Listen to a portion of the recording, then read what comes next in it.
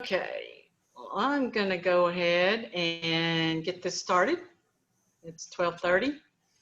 Okay, so we're going to go ahead and get started. Hello, everybody. I'm PJ Snodgrass. I work part-time here over at the Gardens. And just a couple of kind of housekeeping things. This is being recorded, and later this afternoon, it will be put up on YouTube. So if you want to watch it later or tell your friends about it, they can watch it later.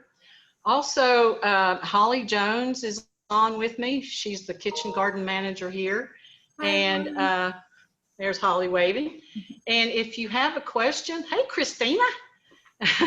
If you do have a question during this short little 30 minutes, please just use the chat box and type in your question, and Holly will see it, and then she will let me know what the question is. And so I'll answer questions as we go, okay? Because I can't really monitor the chat box and talk at the same time. And if you would please stay muted so we don't get background noise and hear dogs barking and things like that. So, and that way everybody can hear really well. So again, if you have a question, please just type it in the chat box, and Holly will let me know, and we'll address it as we go. And at the end of the class, sometime this afternoon, you should be getting an email with a survey link, a link to a survey in it. If you could just let us know how you like this class or not, or whatever, we certainly appreciate your feedback. Okay, so let's go ahead and get started. We're going to talk about saving seeds today, and I'm going to talk about several different topics. And I need to move this around because I can't see. First of all, we're going to talk about why save seeds. And there are seeds to save that are easier than others. In my opinion, there's some seeds they're just too hard to get at, and buying a little pack of seeds is easier.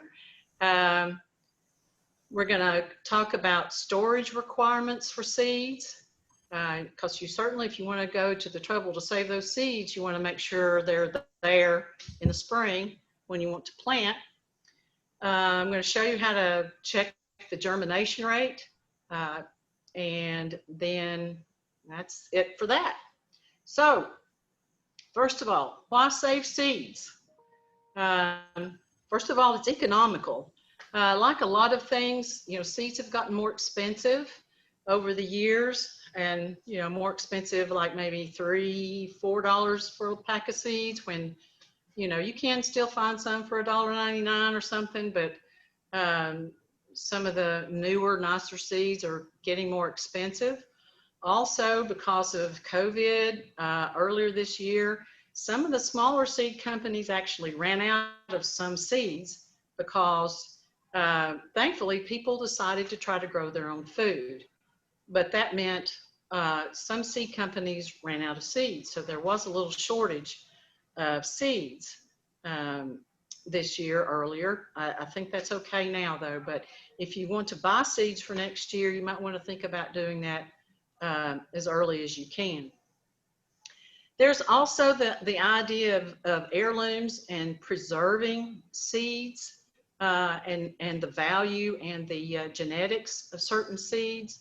So there's a lot of seeds that have history that go back to American Indians, maybe even Africa and Europe, and the only way to preserve that is to save the seeds and use them from a plant. Availability. I don't know about you, when it's January, February, and it's dreary and cold outside, and I start getting my seed catalogs, I start looking through there and going, oh my goodness, they've got 50 new varieties of tomatoes.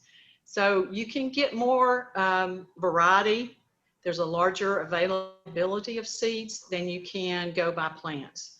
Even at our local nurseries and some of the big box stores don't have some of the specialty varieties. They won't have the variety that you do in seed catalogs. So not advertising seed catalogs, but get the seeds, grow the plant, and then save them, okay? The other thing is, while you are saving your seeds outside, they help pollinators, they help wildlife. So birds and different animals like to eat the seeds. So while you're saving seeds outside, you're also helping wildlife. And of course, the last thing to me, it's sharing. It's really fun. If, you know, I have a lot of flowers in my garden this year, in my front garden, and I've had several people ask me if they could get seeds from me. I share seeds with family and friends and things like that. And so that's fun too. I think it's just a neat thing to do as gardeners. Hey, PJ, sorry to interrupt. We had a question from Sierra. She's asking for recommendation on some good places to buy seeds in East Tennessee. She says she's new to the area. Okay. Any of the nurseries will have good seeds. There's Stanley's Greenhouse, Ellenberg's. Let's see, Holly, help me out here. Yeah, you know, I do a lot of online ordering, really, which is not, you know, exactly local. It's not going to be local, but I like Johnny's Selected Seeds. They're just a great resource. I like High Mowing Organic Seeds is another good company. And then there is one in North Carolina that does the seed saving Southern Exposure. Yes, yes. They're you know, fairly local. That's in Asheville. Yeah. Okay. I'll drop some of the names of some of those catalogs into the chat box for you. Okay. So yeah, thanks for the question, Sierra. There are, you know, but if you want to go, I mean, I even buy seeds at Ace Hardware sometimes, you know, so you can buy seeds locally, but I would go to the nursery. Of course, you know, you go to your big box stores and they have a ton of seeds. So you can also do that. I would just add, check the seed packet and make sure that they're fresh. You know, you want to get them for that year. And most stores are pretty good about clearing out the old ones, but I always check the back just to make sure. Yes, and that's a good point. If they're not fresh, then they may not germinate. Of course, you can check the germination rate, and we'll talk about that in a few minutes. But yeah, make sure you get fresh seeds that are packaged for 2020 or 2021. That way, you know they're fresh. Okay, I want to talk about different kinds of seeds to save in large groups. There's the veggies, of course, and herbs. I grow a lot of herbs and, of course, flowers. So those are the three big groups that we're going to talk about. So before we get into that, though, I want to tell you the difference. There's different kinds of seeds. Open pollinated seeds are seeds from plants that were, just like the slide said, they were pollinated naturally by bees, birds, wind, maybe even humans, or other natural mechanisms. So they were out in the open and open pollinated. And you'll see just in a minute what the difference between that and hybrid seeds are. So open pollinated seeds are usually what you want to get. Also, there are heirloom seeds. And, you know, I mentioned heirloom just a minute ago. So heirloom seeds are seeds that have been around for a long time. Like one of the really popular heirloom tomato seeds now is Cherokee Purple. The good thing about the heirloom seeds, again, they're time tested. Lots of times they have a history, you know, so they'll have an interesting history if you want to look that up. They must be open pollinated, so you know they've been pollinated naturally. They're also non-GMO. So if having non-genetically modified seeds is important to you, you want to go with the heirloom seeds and they're open pollinated. More and more, I'm also seeing seeds that are organic, which means that the plant was organically grown, not using, you know, the synthetic fertilizers and things like that. So then the seed is then organic, okay? I know it's more important if you're going to eat the seed, but if it's important to you to also have organic seeds, more and more of them are becoming available too. So, okay. Then hybridization, that is the other main category of seeds. And it's hybridization versus open pollination. Hybridization is when there's been a controlled method of pollination, and it's when a seed company or nursery will cross two species. So they are genetically created, let's put it that way. So, and there's nothing wrong with hybrid seeds. There's just not. What happens is the seed companies will say, okay, we've got this great tomato, it's a beefsteak, and it's a great slicing tomato and everything, but it needs to be more drought tolerant. So they'll cross that maybe with a tomato that is more drought tolerant. So when it's hybridized, you know, it's two species are crossed for the good qualities of them. So you get a better tomato that's more drought tolerant. So like I said, there's nothing wrong with those. I'm not trying to say that, but the thing you need to remember is that they are genetically unstable, which means you can't save those seeds and get that same plant next year. Okay, so it just genetically doesn't work that way, unfortunately. So you know, like I said, there's nothing wrong with those. And even when you buy the seeds, it will say it's a hybrid, which means, again, if you want more seeds, you'll have to buy more seeds the next year, or make sure you save those seeds and store them well so they are good for another year. The other thing you might see on your seed pack is F1, which means it's hybrid. And it's just a code for actually meaning it's the first children or the first child. So it just means it's been crossed and it has two parents and it's a hybrid, okay? So again, there's nothing wrong with them, just to let you know that you can't save those seeds, okay? And here again, just to show you, there are wonderful, wonderful hybrid tomatoes. And like I said, that's one of the things that we find a lot of hybrids, one of the vegetables that's hybridized quite a bit. And they're good, they have good qualities. I mean, I think just this past year I grew a tomato that was a hybrid, and it was because it, like this picture shows, small tomatoes, large clusters of them, and it was compact. So for people who are having to grow a tomato on a patio or in a container, a hybrid might be your best choice because you can get a hybrid plant that would grow better in a container and on your patio. Okay, there's some of the many hybrid tomatoes. There are also other hybrids of vegetable plants. So just so you know that, you know, they're fine, just don't save the seeds. All right, now talking about seeds that you can save. There are so many of them, I couldn't get them all on here, but here's just a few veggies and an herb that I got from my garden. First of all, there are peppers. That's a big bell pepper, but even any kind of pepper, habanero, cayenne, all these chili peppers, they're easy to save the seeds. On this one, I just sliced it open and you can see the seeds right there in the middle of that pod. You can just shake those seeds out onto a paper plate or paper towel and let them dry.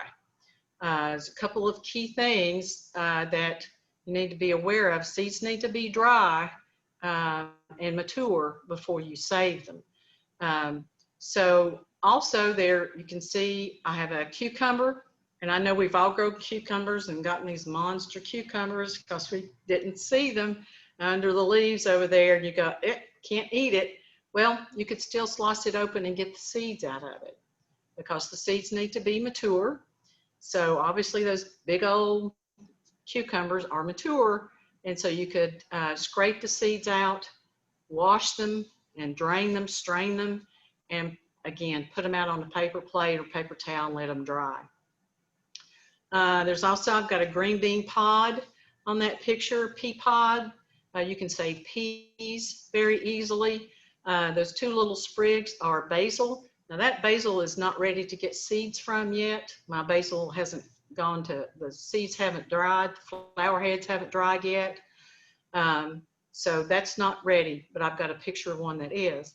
Also, there's an okra pod down there at the bottom. It was dried a little bit already.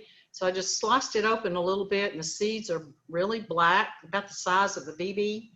And okra pod is easy to just let dry, and then you can just slice it open and the seeds are there.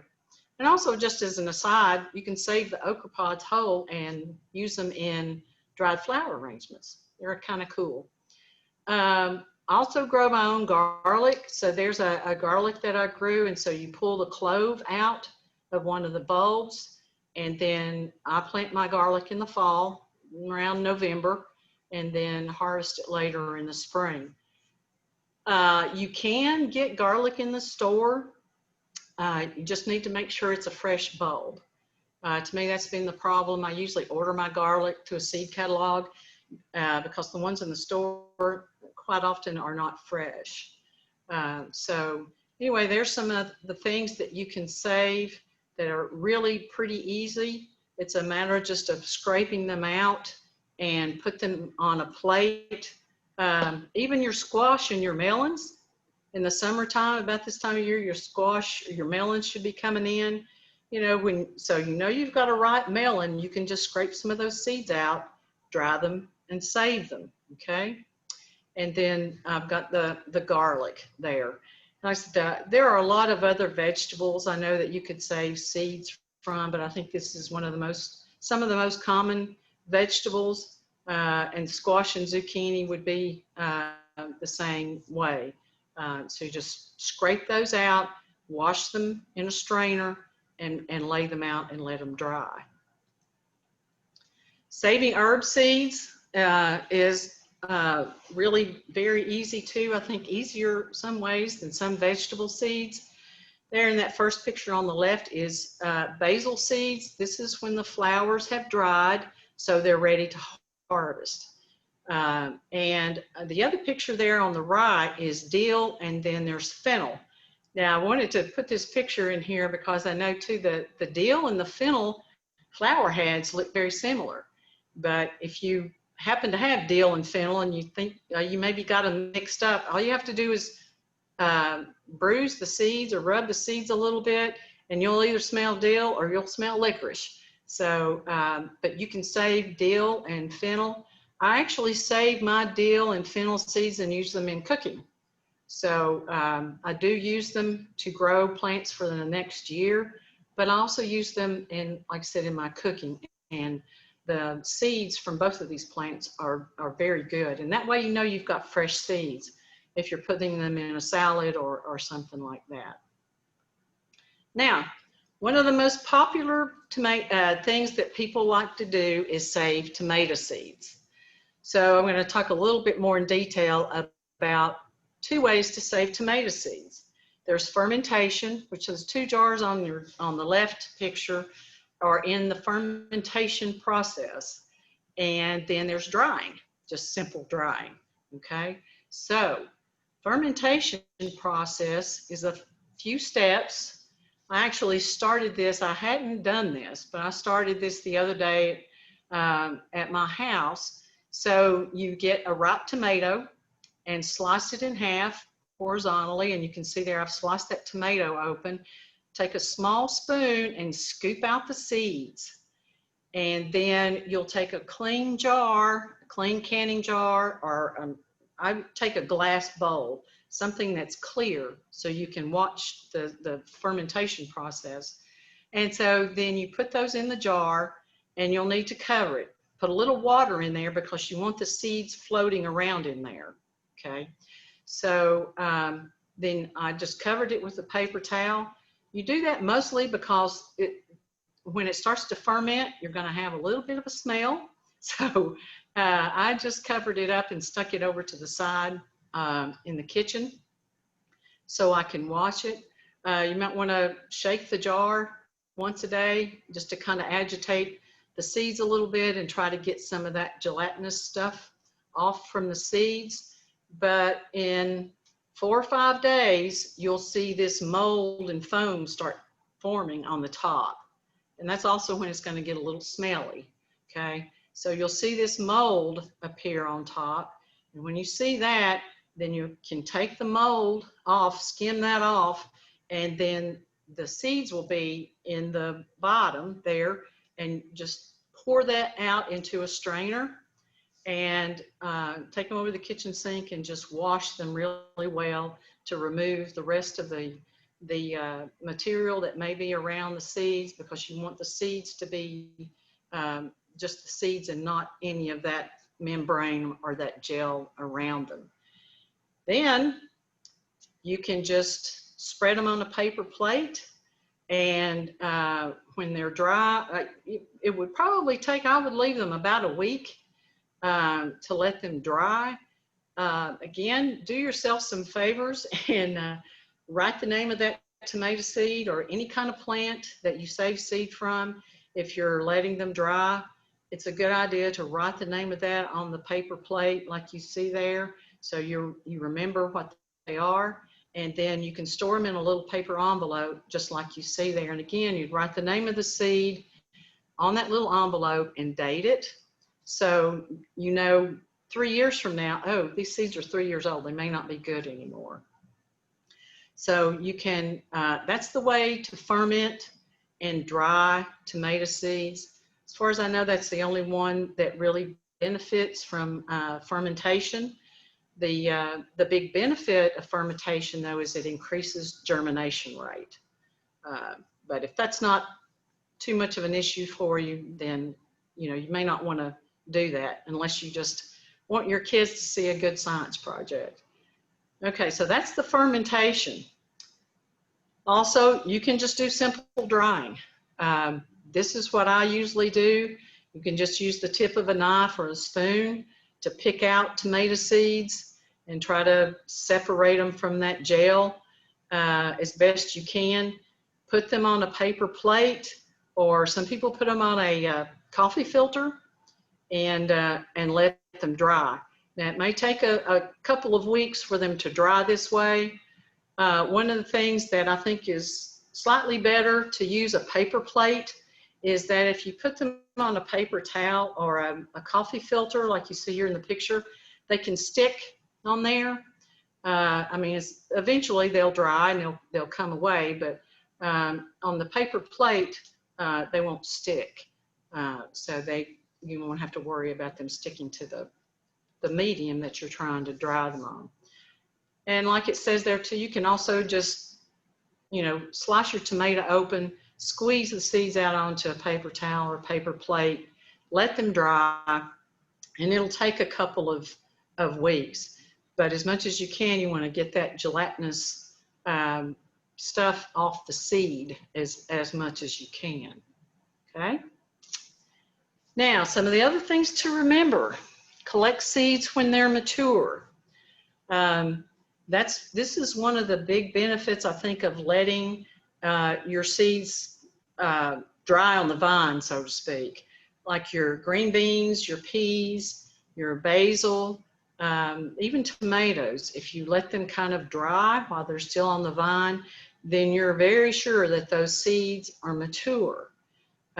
So if you do let them dry on the vine, then you know they're mature. If you collect seeds too early, they won't germinate. They need to grow through their growing process to get all the DNA and genetics together, so then they can grow another plant. So again, if you let them just dry on the vine, so to speak, then you know they're mature. And so just don't collect them too early. Hey, PJ, we had another question. Yeah.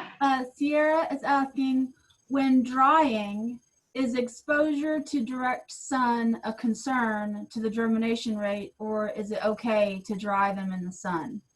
I think you were kind of addressing that with what you were just talking about, but I think maybe she's saying after you pull them out of the pod, is it okay to put them in the sun? That's a very good question. I'm not sure this is the right answer, but I would not put them in the sun. I would. Because particularly if you've got seeds that are still a little wet and you put them on your paper plate and put it in the sun, they may try to sprout. So I would just put them not in a dark place, but just out of direct sun. Good question. And like I said, I wouldn't swear that that's the best answer. I don't dry mine in direct sun. So just in a dry place, you know, with good air circulation, I think would be the thing to do. Okay, thank you for that question. The other way that you can harvest seeds is by this picture here. You can put little mesh bags on your flower heads. I do this with my basil. When the basil starts to dry, the flowers start to dry, the seeds start to drop. And for me, those little basil seeds are so tiny and they're black, there's no way I'm gonna see them on the soil. So I tie little mesh bags around the flower heads, or as soon as I see the flowers starting to dry, I go ahead and cut that stem off, take it in the house, and just put it on a paper plate and just kind of shake them, and the seeds fall out. However, this is kind of a neat way to catch flower seeds, is just tie these little mesh bags around them. You can also tie paper bags around them. I haven't done that for me, and it's just my own personal view. Tying a paper bag around it cuts down on the air circulation. So my concern is that then the seeds wouldn't dry as naturally as they would with a little mesh bag. Okay. And besides that, if you've got several of these in your garden, I think it looks kind of cool. So that's a way to save some seeds. And then, of course, then what you do is when you think all the seeds are off, cut that stem and then take it in the house and untie the bag, and be sure you have it over a paper towel or paper plate somewhere you can catch all the seeds. Okay. All right. There are all so many kinds of flowers you can save seeds from. These are just a few that I had in my garden. On the upper right there is celosia, or coxcomb as it's known commonly. That's one that I tie the little mesh bag around because the seeds are so tiny, and I want to catch them. It's also been my experience, I forget what this variety is, but I've had celosia just seed itself, but it doesn't always come back as what it looked like the year before. So it's possible, you know, I had a hybrid seed or something like that. But anyway, these are just some of the different flowers that you can save the seeds from. You can see there on that cosmos and the zinnia, they're not quite ready yet, but I just went ahead and picked those so you could see the different varieties of flowers. There's Monarda, or bee balm. Now, it's already dried in my garden. A lot of seed heads have already dried. So I just cut it off and then bring it in the house. And if you just kind of mash that seed head, just roll it around in your fingers a little bit, they'll start to come off very easily. So same thing with that black-eyed Susan. Your purple coneflower, you can do that way. And of course, it's easy to save sunflower seeds too. Just let them, again, you let them dry outside as much as possible. And the other challenge that you'll have is keeping the birds from them, the goldfinches in particular. They'll like those seeds. So like I said, these are just some of the many flower seeds that you can save. And I think, again, it's, even if you see a zinnia in the store that you like, you know, if it's not a hybrid, then you can buy it, take it home and save the seeds, and then you'll have the seeds for next year. Hey PJ, where do you get your little mesh bags? Go to a craft store or a sewing store, you know, like Joann or Hobby Lobby, somewhere like that, and they'll have mesh bags. You could even use cheesecloth, or if you had some muslin or some thin cotton, you could use that. But yeah, craft stores or a sewing place would have those. Okay, and then the other thing about drying your seeds, all of these seed heads are echinacea, or purple coneflower, and they're in different stages, you can see there. And this is because the goldfinches are having a real feast in my flower bed this year because the seeds are drying. And for me, it's very enjoyable too to see the goldfinches. They like these seeds. They like the Monarda seeds. They like the sunflower seeds. But then I have enough of them too that I can harvest seeds and the goldfinch can eat them too. So that's the other thing I think about letting your seeds dry, is that wildlife can benefit from that while they're drying. And I know probably like a lot of you, I'm one of these gardeners, I like to get out there and deadhead. Well, you know, if you can keep yourself from deadheading so much, then the wildlife will benefit from your seeds as they're drying. So again, like the Monarda, you can take this echinacea. I could, just take these seed heads right here and just barely touch them actually, and the seeds will just start falling off. So the one that you can see that's got the green stem and the flower petals still on it, it's actually too early to get those seeds. But the farthest one on the left, those seeds are ready to harvest. Okay, so that goes back to what I said about waiting till they're mature. You need to wait until they're mature before you harvest them. Okay, let's talk about storage. So you've gone and you dried all your seeds, and so you want to make sure you store them properly. A cool, dry place, 40 degrees Fahrenheit or less. So a lot of people keep them in the fridge. Some people I know keep them in a freezer. But the important point is that it's dry. Personally, I keep mine in the basement, but I put, I have everything in separate envelopes. I even use Ziploc bags, but I also then put them in a plastic container, and then it's pretty well sealed. But you can, like I said, store them in a refrigerator, in your cabinet, in the basement, but it needs to be dry. And of course, when you put those seeds in a little envelope, be sure and seal it and date it, and of course, write what the seed is. So you'll know in the spring what you got. Now, also in the spring, you're ready to start your seeds. So you'll probably want to check the germination rate, especially if it's your first time or two saving seeds, or if you like me, I go through my seed stash and I go, uh-oh, those seeds are 5 years old. So don't know if they're going to germinate or not.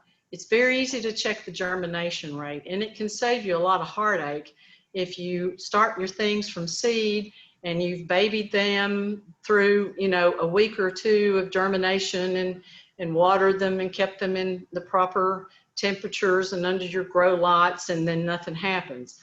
Well, check the germination rate. So you get your seeds and a paper towel and wet the paper towel, not soggy wet, but wet it. And then an easy way to check the germination rate is to take 10 seeds.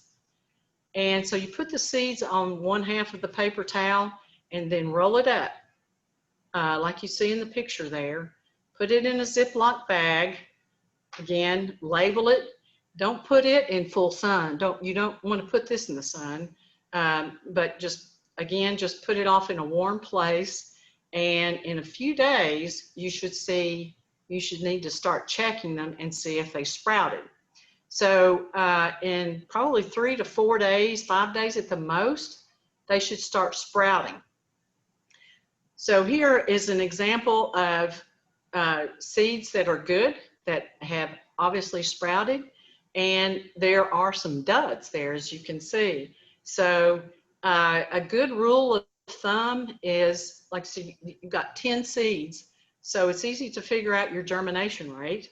If you've got 10 seeds and at least 6 or more of them sprout, that's a pretty good germination rate. 70% is better, but so if 6 or 7 of your 10 seeds sprout, it's good to go. It's good to go ahead and try those. If half or less of them sprout, you might not want to even try it and just toss them in your compost bin. And that way they can still do something good for your garden. Okay, so check the germination rate. Again, like I said, particularly if you're new to seed saving, you want to check that germination rate the first year or two maybe that you save the seeds. But for me, it's usually I'm checking the germination rate on seeds that I'm afraid are too old too. So that's the other reason you want to check that. Okay, that's the end of the class for right now. And just wanted to say that seed saving, of course, is fun. It's easy and it's economical. And it also means that you can share with your friends. And here are a couple other seed saving sources. Holly may have mentioned this one, but there's also seedsavers.org. They have a lot of great information out there about saving seeds, how to save them, when to save them, and other resources for you. So there's, like I said, there's a lot of good information out on the internet, but these are two really, really good resources for you. So if anybody has any questions, you can go ahead and type them in on the chat box, but if not, we're done with this class. I think, Holly, again, we have recorded this class and it'll be up on our YouTube channel maybe this afternoon. And you should be getting an email this afternoon or maybe even Monday about this class to fill out a survey. It'll be a quick survey. So if you could let us know what you thought about this class, we'd appreciate it. So, all right, thanks a lot. Everybody have a good weekend. All right. Thank you, PJ. Bye. Bye-bye. Bye. Good to see you all. You too. Bye. Bye.